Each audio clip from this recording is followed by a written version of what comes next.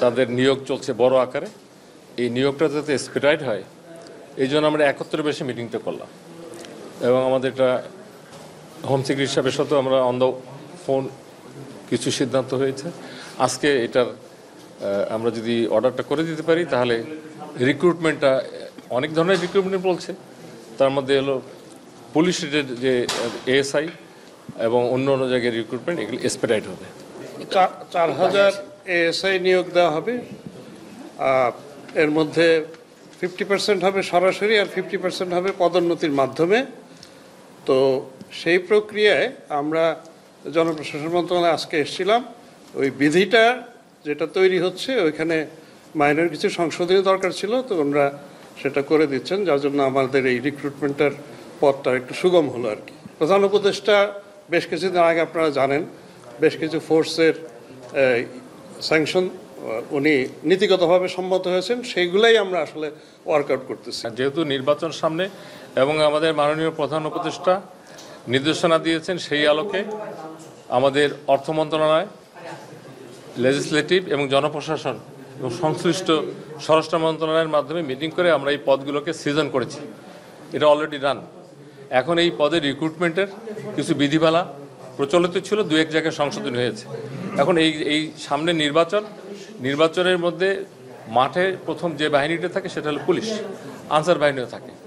এখন তো আমাদের আনসারের অনেকগুলো শ্রেণী বিভাগ হয়েছে, কমান্ড অ্যান্ড আনসার। এখন এই কাজগুলো যাতে এক্সপেডাইট করা যায় এই জন্য লেখালেখি না করে এক বসাতেই যাতে হয়, সেই কারণে আজকে আমরা বসেছিলাম।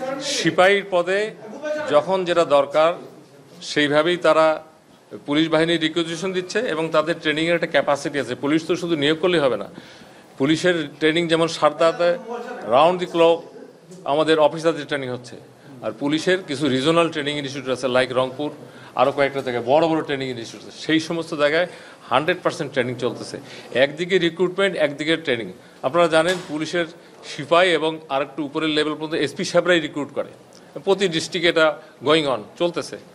তাই এখানে এই পদগুলো যাতে ইফেক্টিভ, আমাদের যে শিডিউল ঘোষণা হওয়ার আগেই যাতে আমাদের এই বাহিনী প্রস্তুত হতে পারে সেই কাজটাকে এক্সপেডিট করলাম। এএসপি রিক্রুট হয় বিসিএস পিএসসির মাধ্যমে। এরপরে বাকি পদগুলোই পুলিশের, এটাকে এক কথায় যদি বলি, আইনের ভাষায় যদি বলি, পুলিশ হেডকোয়ার্টার, পুলিশ হেডকোয়ার্টারের আন্ডারে, মানে যদি ডেজিগনেশনটাকে স্পিল আউট করি, আইজিপি পরে এবং মাঠ পর্যায়ে এসপি সাহেব পরে। এই দুইজন হলো রিক্রুটিং অথরিটি। আর পিএসসি তো হলো পুলিশের অফিসার নিয়োগ করে, সেটা তো রুটিন মোতাবেক চলতেছে। কিন্তু যেহেতু ইলেকশনে মাঠ পর্যায়ে অনেক বেশি সংখ্যক লাগবে, হোম মিনিস্ট্রির চাহিদা আছে, মাননীয় প্রধান উপদেষ্টার নির্দেশনা আছে, এবং যে কোনো পদ সৃষ্টিতে এবং নিয়োগ ভিত্তিতে জনপ্রশাসন সম্পৃক্ত। এটার সাথে আপনি আগেও বলেছি যে লেজিসলেটিভ সম্পৃক্ত, আমাদের ক্যাবিনেট সম্পৃক্ত, হোম মিনিস্ট্রি সম্পৃক্ত, ফাইন্যান্স সম্পৃক্ত। এই কাজগুলো কিন্তু আমরা অলরেডি ডান।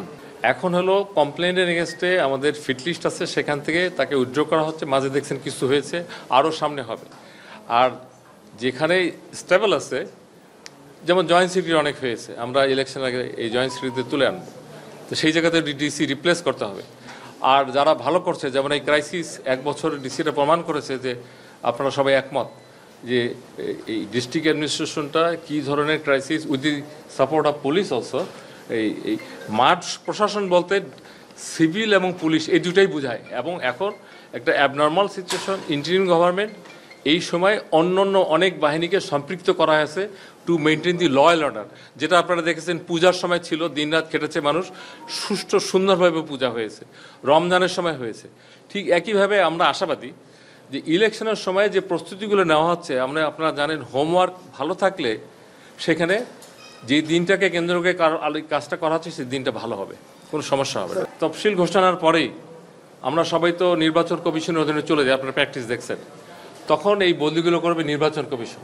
ইলেকশনের সময় একটা বড় ধরনের রদবদল হয়, সেটা ইলেকশন কমিশন করবে এবং সেখানে কারো কোনো সে থাকবে না, কোনো তদবির থাকবে না। যাকে যেখানে দেওয়া হবে সেখানে সে যেতে বাধ্য।